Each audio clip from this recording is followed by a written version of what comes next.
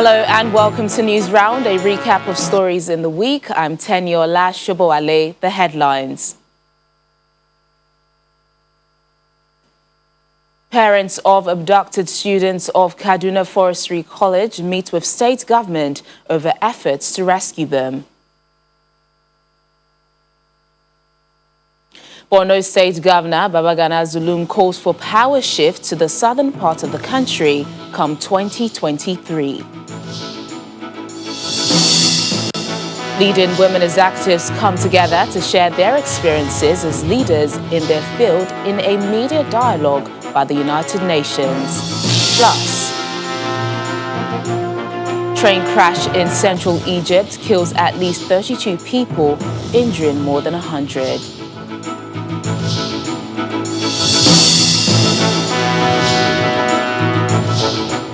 News Round begins in Kaduna State, where parents of the 39 students kidnapped from the Federal College of Forestry staged a peaceful protest, expressing concern over the safety of their children. 48 hours after issuing an ultimatum to the government and security agencies to facilitate the immediate release of the students, the parents held a meeting with the state government behind closed doors at the government house.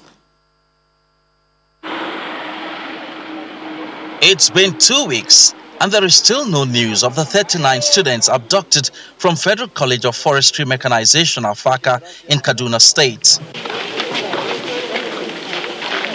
The state government had promised to rescue the victims, but it appears these people can no more hope on those promises, and it's the reason they are out for a second time in as many weeks for a peaceful demonstration. Let our children be released unto us. And they start off with prayers. God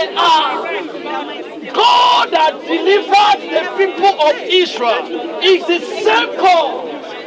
Let God deliver our people. Amen. اللهم تقبل منا إنك أنت السميع العليم. بسم الله الرحمن الرحيم. يا الله يا الله يا الله يا الله يا الله. We are crying unto God that God in mercy will bring them back to us.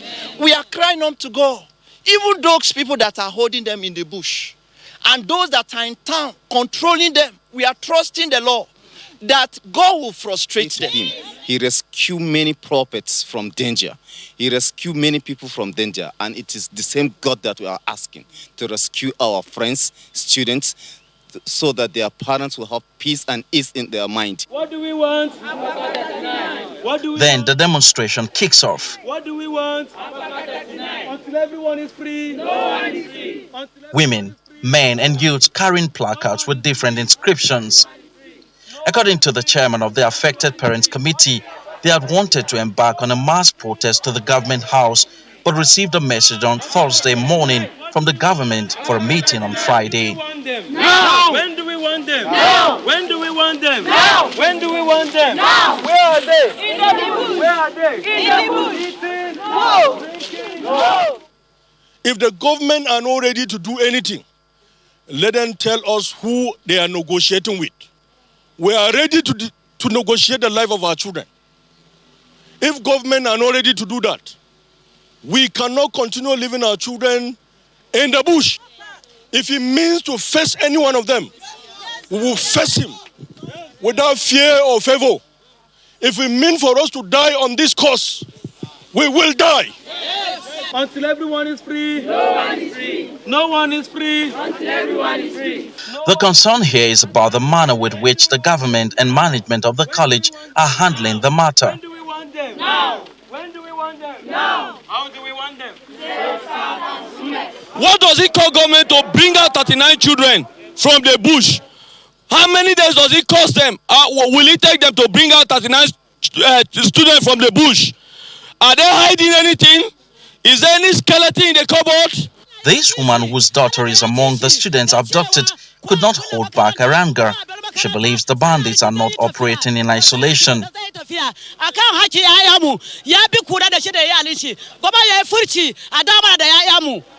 The demonstrators have vowed to continue the protest, although they also intend to attend the scheduled meeting with the state government.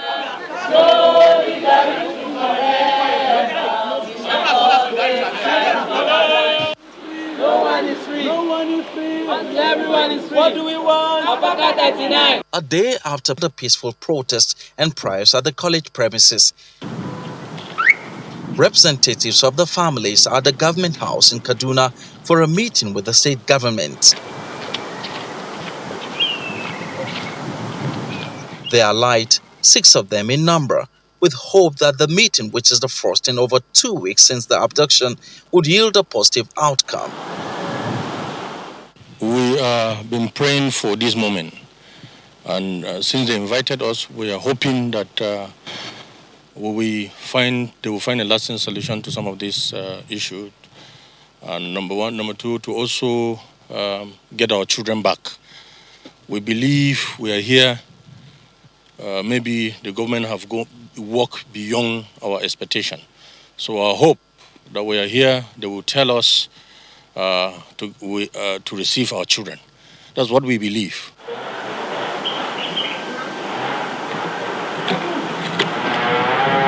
After about 2 hours, the meeting ends, and one after the other, the parents come out. But security operatives would not allow for coverage.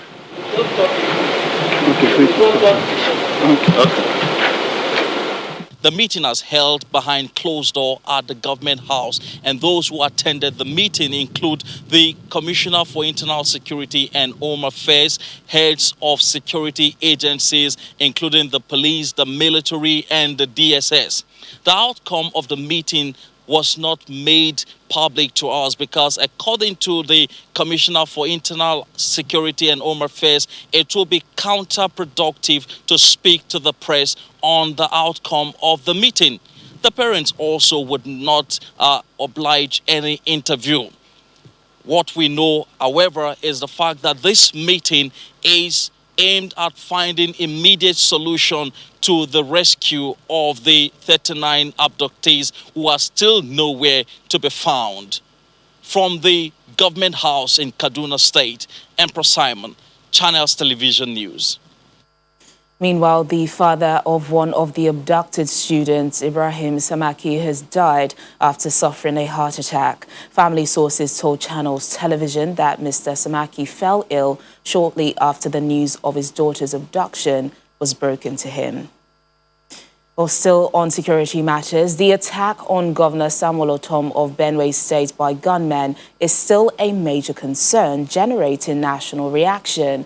Governor Samuel Ortom met with the president at the State House in Abuja, and after the meeting, he told State House correspondents that the federal government needs to immediately address the insecurity issues in the country ahead of the 2023 general elections.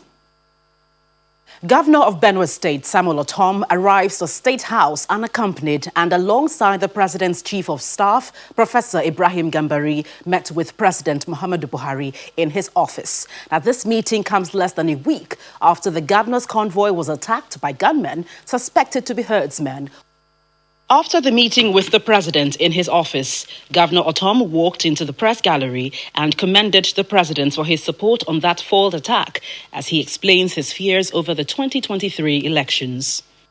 We're sitting on a keg of gunpowder. Everybody is not in doubt in Nigeria today about the security situation.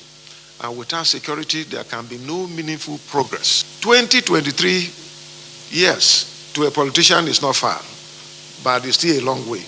If we secure our country and everything is working fine, then we can talk about 2023.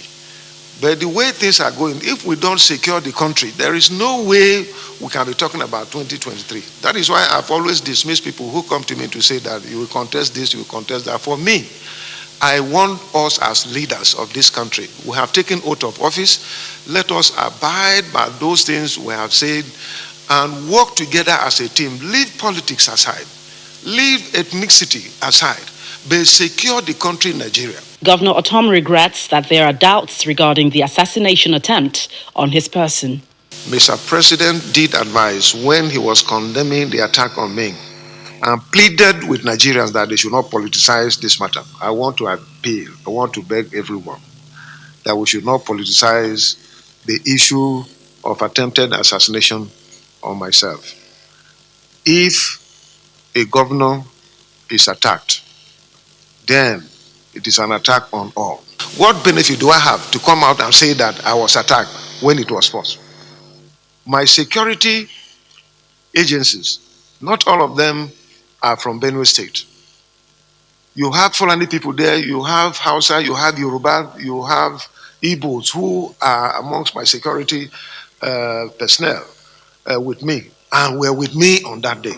So what benefit do I have to, I see as mockery, trying to mock me, but I pray that what happened to me should not happen to any other person. He asserts that he has done nothing wrong in enacting an anti-open grazing law. What offense have I committed? By ensuring that we maintain the rule of law. Democracy is anchored on the rule of law. So when people come out and are insisting that they will not respect the rule of law, and you want me to keep quiet, I will not.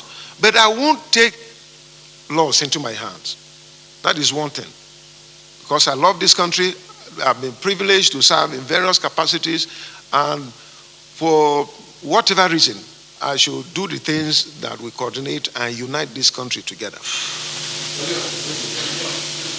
The Benue governor did not divulge the full content of his suggestions to the president regarding the security situation, but gave cogent reasons why Nigerians must team up with both immigrations and security agencies to surmount issues of criminality and insurgency in the country. Gloria Umezuke, Channels Television News.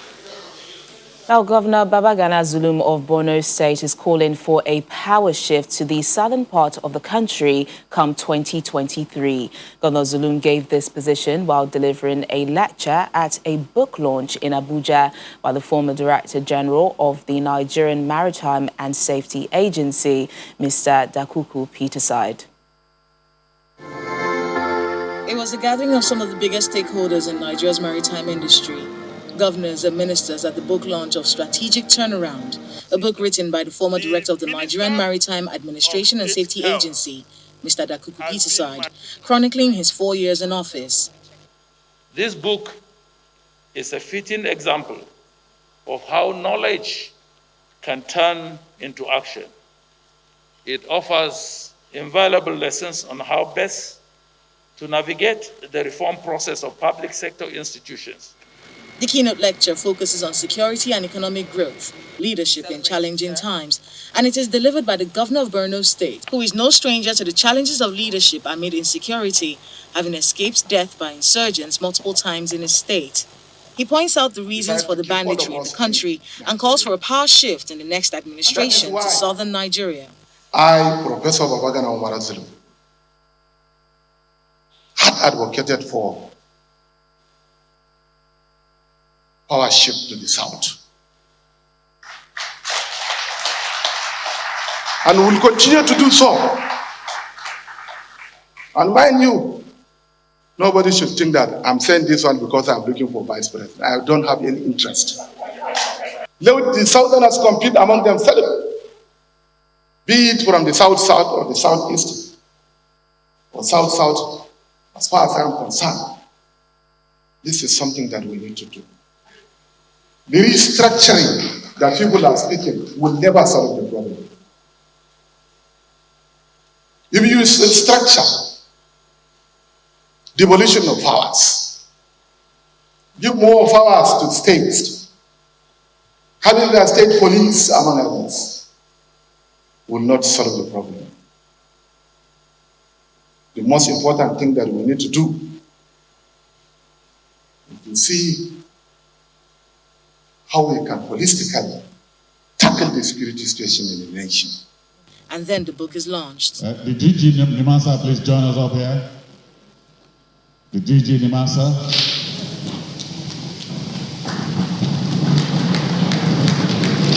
It's a book about reforms. Reforms in a public institution. Reforms in an institution that was once caricatured before the whole world, but today is respected globally. Strategic Turnaround by Mr. Dakuku Peterside basically looks at leadership in troubling times, how one man in 4 years turned an erstwhile pariah agency to one with global acclaim, and that has been a running theme at this event. Kayla Megwa, Channels Television News. Nigerians may have to brace up for a new price regime of petrol. We'll tell you why when News Round returns in a moment. Please stay with us. Thanks for staying with us. Nigerians may have to brace up for a new price regime of petrol as the Nigerian National Petroleum Corporation, NNPC, says it cannot continue to bear the burden placed on it by the ongoing subsidization of the cost of petrol. NNPC Group Managing Director Mele Kyari explains that the product is currently being sold below the cost of importation, causing the NNPC to pay between 100 and 120 billion naira a month to maintain the pump price at the current levels. According to him, the change in the pump price will not take effect until stakeholders, including the organized labor, reach an agreement. Right in the middle of the 5th edition of the special ministerial briefings, coordinated by the Presidential Communications Team and led by the Minister of State for Petroleum, Timipre Silva, the Nigerian National Petroleum Corporation, NNPC, laments that it cannot continue to bear the monumental cost of retaining the current pump price. We're importing at market price, and we're selling at 162 naira per liter today. Looking at the current market situation, the actual price could have been anywhere between 211 that you have mentioned and around 234 naira to the liter. The meaning of this is that consumers are not paying for the full value of the PMS that we are consuming, and therefore somebody is bearing that cost. As we speak today, the difference is being carried in the books of NNPC, and I can confirm to you that NNPC may no longer be in position to carry that burden because we cannot continue to carry it on our books. If you want exact figures from our books, I do not have it this moment, but it's anywhere between 100 billion and up to 120 billion per month. The Minister of State for Petroleum believes that the nation cannot survive under a regime of subsidy. He maintains that the passage of the 20-year-old petroleum industry bill is critical, particularly to unlock the gas sector. You can imagine if we are able to develop from gas to power, from gas to fertilizer plants, from gas to chemical plants, from gas to petrochemicals. You can see the kind of incremental effect it will have on the economy of Nigeria. And a lot is going on with the National Assembly. There is a lot of ongoing engagement which continue to encourage me that this bill will be passed this time in April. He further criticized how prominent Nigerians analyzed the $1.5 billion Port Harcourt refinery project recently approved by the Federal Executive Council. We have experts that are working with government that looked at it. They analyzed the bids.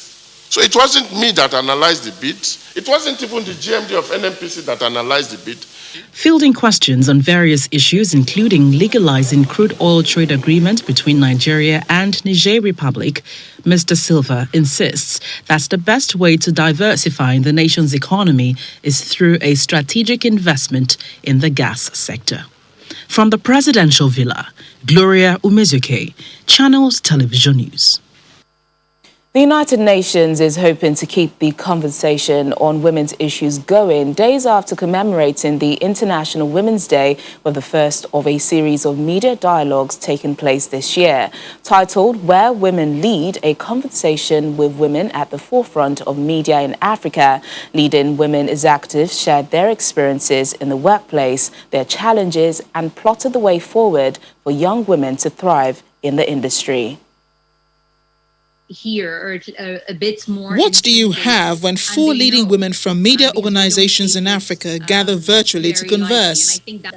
Honest conversation. It kicks off with the director of the UN Information Center in Lagos paying tribute to some of the world's leading women and how they are portrayed in the media. Even a lazy journalist will find it easy to develop a headline about Dr. Ngozi Okonjo-Iweala. One major global news media outlet introduced her as a woman with 4 children and a grandmother. On the panel is the Vice Chairman of Channels Media Group, Mrs. Olushola Momo, CEO, General Entertainment and Connected Video MultiChoice South Africa, Yolisa Pale, Deputy Group Managing Director, AIM Group of Stations in Nigeria, Tatiana Musali Nore, and the Head of Content, Switch TV Kenya, Tamaima Ibrahim, who relieve backgrounds and challenges that helped them become the women they are today in the workplace. I was not allowed to talk to the president because of security and, because of what you have. You couldn't just talk to a president. Shortly before then, the security and the orderlies were pushing and shoving, and they were not going to have me do the interview. And I was determined and purposed to conduct that interview. Long and short, a few weeks after, I got summoned by the Director General of the establishment, who said he had a petition written against me by a security man who had alleged that I was going to threaten him and take him out of office, and I was using my influence as a woman. That was what the first baptism of fire I had as a journalist. We really sort of consciously look to check that we are not, skewing and falling back into old stereotypes. Creating women mentors, breaking the stereotype, and forming leading women networks, they say, have helped in producing efficient and enduring workspaces in their organizations. We encourage women to, with the network, to mentor one another, share concerns. We have a whistleblowing policy, at least in our case, in our company, and we encourage it. Having a very strong network of women leaders, and not necessarily just in media, people who I can go to and have conversations with around leadership. Incidentally, the gender equality fight continues. These Amazons have blazed the trail and perhaps made the fight a lot easier. Amarachi Ubani, Channels Television News. News round ends in central Egypt, where a train crash killed at least 32 people and injured more than 100 others. The country's railway authorities says 2 carriages derailed and overturned when 2 passenger trains collided in the province of Sohag. Emergency brakes were activated on the train in front by unknown individuals, causing the train behind to crash into it. Officials are investigating the cause of the crash. Egyptian President Abdel Fattah al-Sisi says there would be serious consequences for anyone found responsible. And that's News Round this week. Thank you so much for watching. I'm Teniola Shiboale. Enjoy the rest of your weekend.